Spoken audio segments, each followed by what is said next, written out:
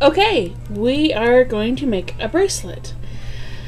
First, I've measured out the wire and put a stopper on the end so that I don't lose my work.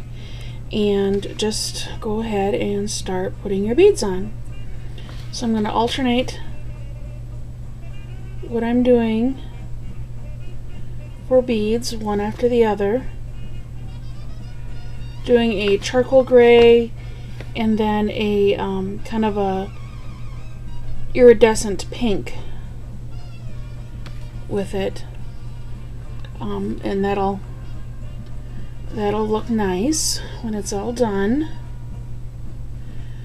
What I want to do now is actually skip ahead and show how the end is going to look, so that I can demonstrate to you how to put an end on. We're going to use a magnet clasp for this that I have in here somewhere. I think it got carried away with what I have here. That's alright, we'll find another one. I have a crimp bead already set up to put on the end. So crimp bead on the end, that's the kind of bead that you use to stop it, so that everything doesn't fall off. So let's get a new magnet set out. Don't know where the other one went to. So what this is here, we're going to attach this magnet end to the end of what will be the end of our bracelet. You normally wouldn't do this until you're completely done, but we're going to skip ahead. So I've looped it through the end, and to make it nice and finished, loop it through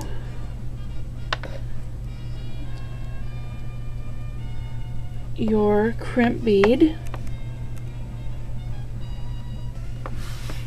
loop it through the crimp bead, and then guide it back down through the first couple of beads, so that you don't have a little itchy straggle on the end. And then you just go ahead and pull that up. We don't want to have too much slack on here because, again, we're skipping to the end and we want to have this, we're going to want our length on the bracelet. So I'm going to carefully pull this up.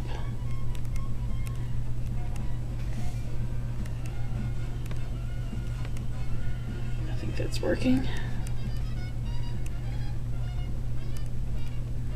Pulling the wrong end.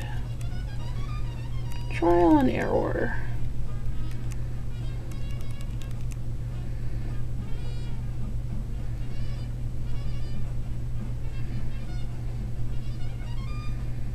Meanwhile, enjoy the stylings of Al Hurt.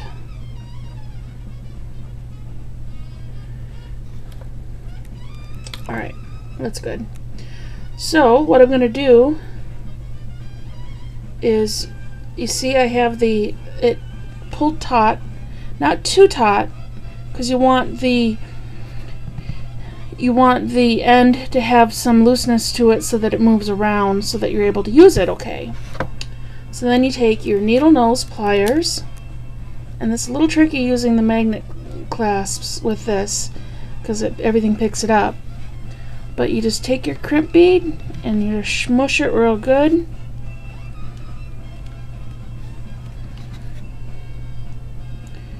And voila, you have a finished end. You'll see how no wire is sticking out because we pulled it back through. We did not use two crimps at the end. You only want to use one. I'm going to trim off the end here. Again, it's a little tricky with the magnets. But and then when I continue beading, I'm going to go ahead and hide my end. So kind of like you would with knitting or crocheting, you hide the end, or even embroidery. So when this is all done, you'll see here what I mean. Go ahead and feed that through, and then you see no end on there at all, and you only have one crimp bead that you've used on the end.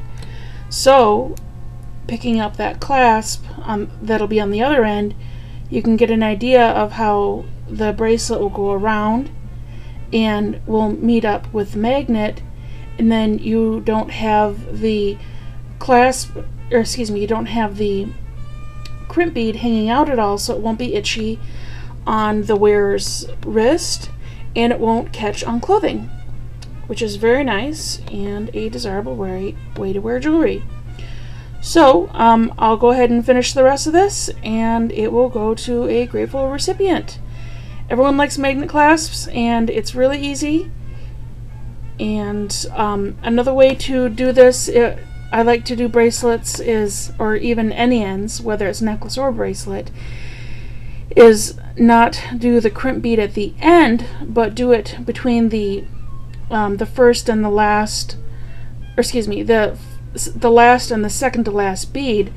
If I'm using a tornado crimp, which is a larger crimp with little teeth inside, which really hangs on, if I'm doing a heavy bracelet with stones and heavier wire, I'll use the tornado crimp so that I'm more assured that it won't fall apart. I'm using resin beads right now, plastic, so I don't have to worry about that. So I just used a little one and put it on the end.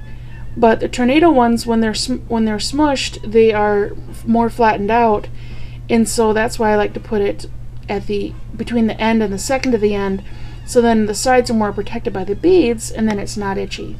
Nothing's worse than itchy jewelry.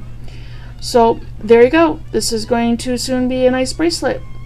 I hope this helps and that you continue to make jewelry. Thank you.